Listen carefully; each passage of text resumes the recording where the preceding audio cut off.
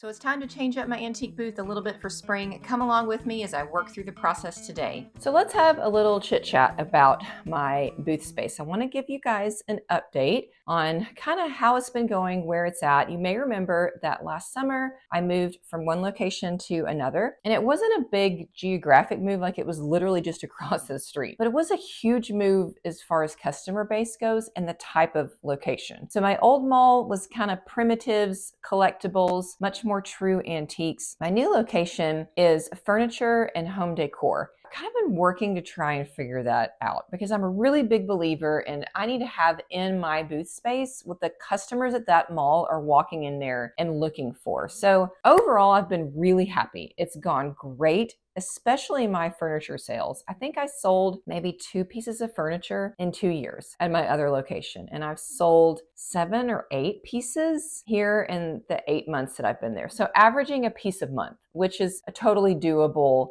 kind of rate for me. I can keep up with that. So really happy with that. But I've been having trouble lately keeping my booth space, at least the half of my booth that is for stuff that's not paint. I've been having trouble keeping it filled with home decor that I think is going to do well, because I'm going to be honest, you guys, I don't like thrifting for just regular used home decor. That's just kind of not really my style.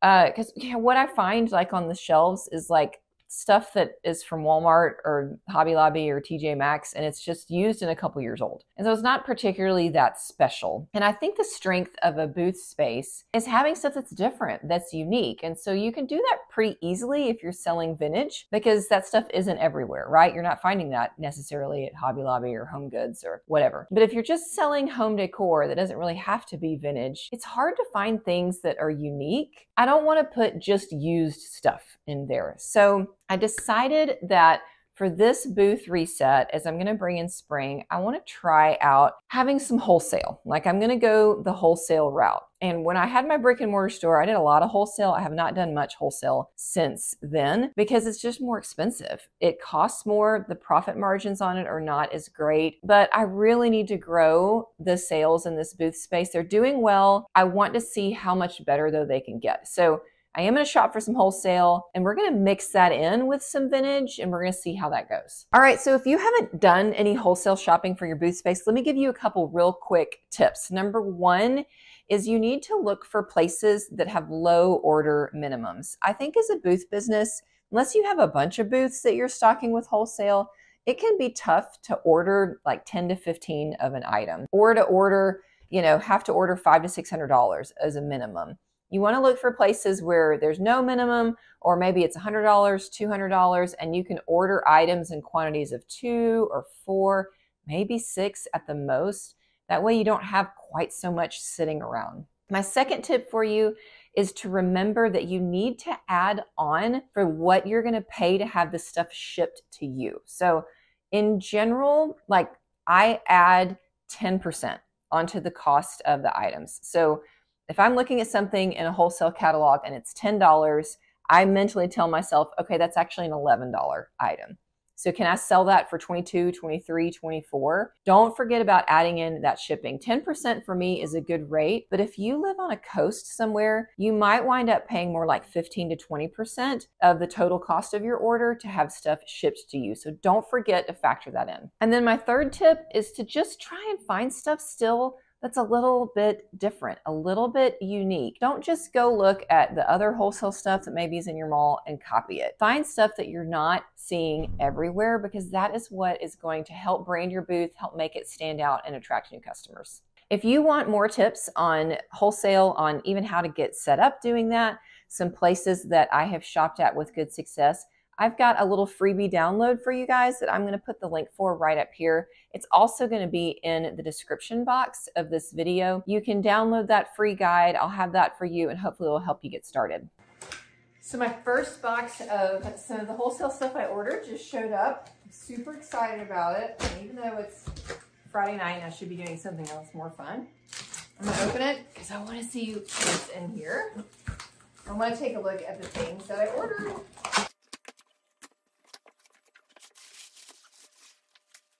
Oh, that smells good. Oh. Look at these guys. Look at the little sheep and the rabbit. rabbits. Are they not adorable? So cute. These guys, they turned out to be so cute. These little stuffed rabbits. I want to open this one up. Let's look at him. So this is Frederick, the stuffed rabbit. And I am really impressed with the quality of this. It's really nice and heavy. And he's got, look at his little backpack with the carrots. And I believe that his ears here, yeah, they're wired. So I'm gonna be able to kind of make them stand up and wire them. And he's a little bit bigger than I thought he was gonna be. He is so cute.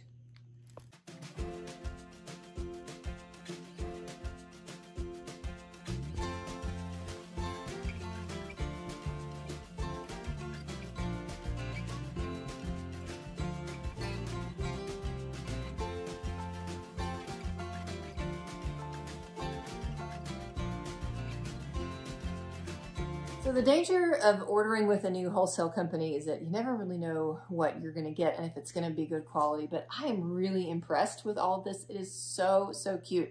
And, you know, it just goes to show you don't have to have a booth full of wholesale things. You can definitely still have your old stuff, but I mean, these are just going to be adorable. And so if you want to start to try adding in some wholesale, this was a $150 order. That's all it was for me. So maybe try your hand at adding a little wholesale to your booth. Find some cute things that you love. I think these adorable bunnies are really gonna draw in some great new customers to my space.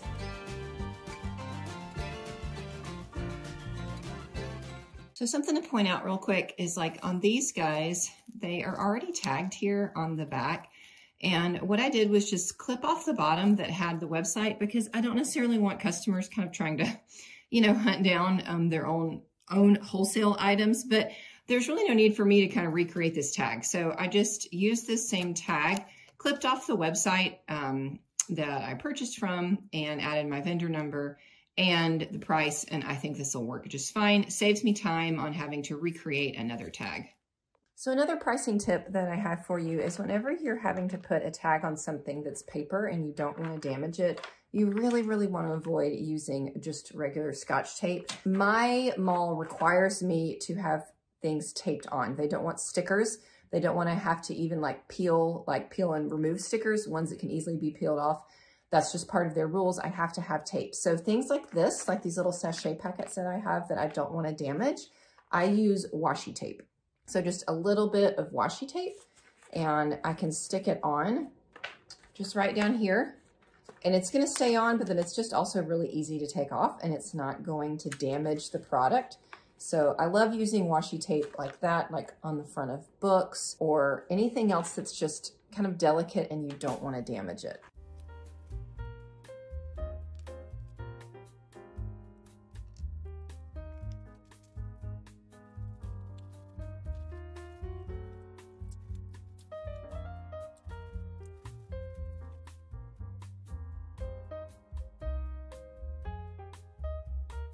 So some of the carrots I decided to leave in the bags because I think, again, like there's some different customers at this mall and they might be attracted to the idea of like really getting that this is new. This is new home decor that they're buying. They're not buying used. So I kept these in the bag so it could be really obvious, like, hey, you're getting something new here. And then I took these two out because I wanted to have some to stage with and to kind of stick some cute places and some that people could actually feel and touch. So we'll see which ones sell first, the ones that have been taken out or the ones that are still bagged. Try it both ways.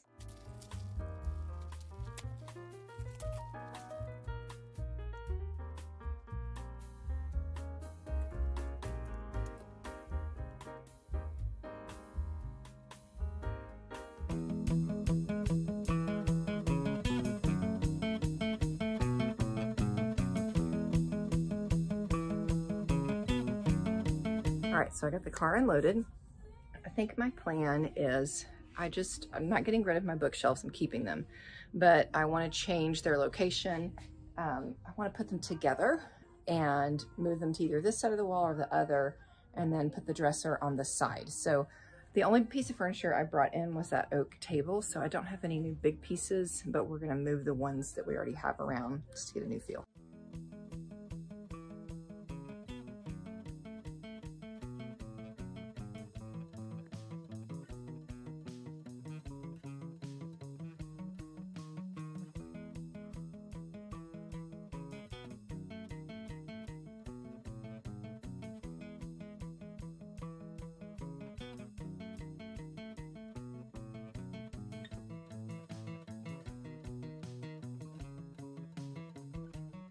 Okay, I think I'm happy with this arrangement. I really like the shelves together. They make kind of a compelling display. And then I've got the little oak table here on the side. We're gonna hang some things in here.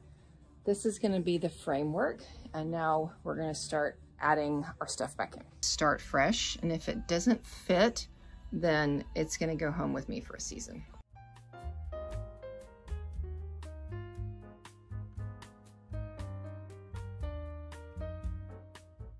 Okay, so most of the big elements are in.